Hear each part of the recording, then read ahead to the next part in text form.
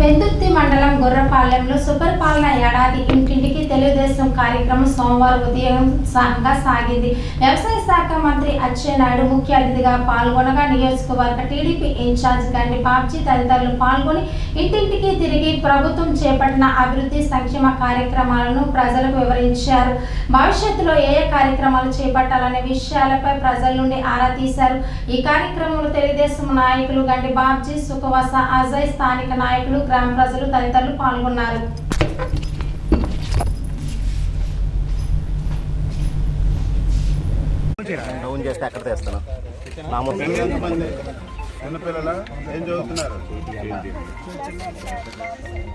ఇద్దరికి డబ్బులు పడ్డాయా?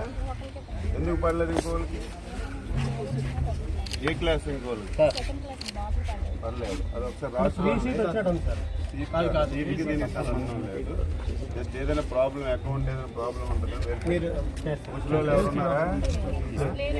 మీ ఆయన ఏం చేస్తారు? బాగుందా? గవర్నమెంట్ బాగా పని చేస్తుందా? నైన్త్ క్లాస్ డబ్బులు పడి ఉంటాయి నీకు. లిస్ట్ లో వచ్చేయండి. ఇంకా పడలేదు, ఇంకా పడలేదు. లిస్ట్ లో వచ్చేయండి, లిస్ట్ లో వచ్చేయండి పేర్లు. వస్తుందా? ఎంత? ఇదే డబ్బులు అలా మనోడికి పడ్డాయి. లిస్ట్ లో ఉన్నాం, ఇంకా పడలేదు. తల్లికి లిస్ట్ లో ఉంది సార్, పడుతుంది. అది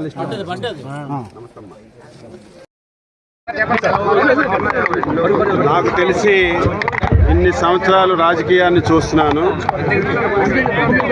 దేశంలో చిన్న చిన్న స్కామ్స్ జరిగి ఎంతోమంది బడా నాయకులు జైలుకి వెళ్ళడం కూడా చూశాను.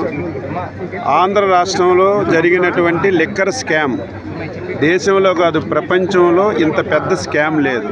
ఇది కూడా ఒక ఆర్గనైజ్డ్ స్కామ్. ఒక ప్లాన్ ప్రకారం ఎలాగ ప్రజల యొక్క రక్తాన్ని తాగాలో డెసిషన్ తీసుకున్నటువంటి ఇది స్కామ్. మీ అందరికీ తెలుసు, డే 1 నుంచి ఇది చాలా తప్పు. ప్రభుత్వం షాపులు నడపకూడదు, ప్రభుత్వం షాపులు పెట్టకూడదు, దీనివల్ల చాలా ఇబ్బంది జరుగుతుంది, అవినీతి జరుగుతుందని చెప్పినా మేము చెప్పిన విషయాలన్నీ పక్కన పెట్టి ఆర్గనైజర్గా చేశారు.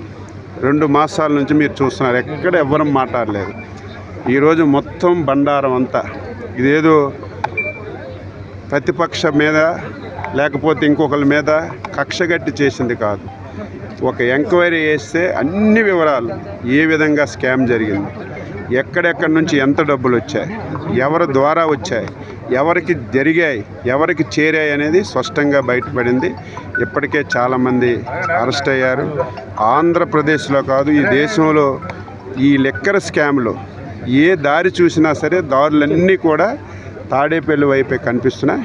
తప్పనిసరిగా తప్పు చేసేవాళ్ళు ఎవరు తప్పించుకోలేరు. ఒకరోజు ఆలస్యమైన తప్పు చేసే వాళ్ళకి పనిష్మెంట్ ఉంటుంది.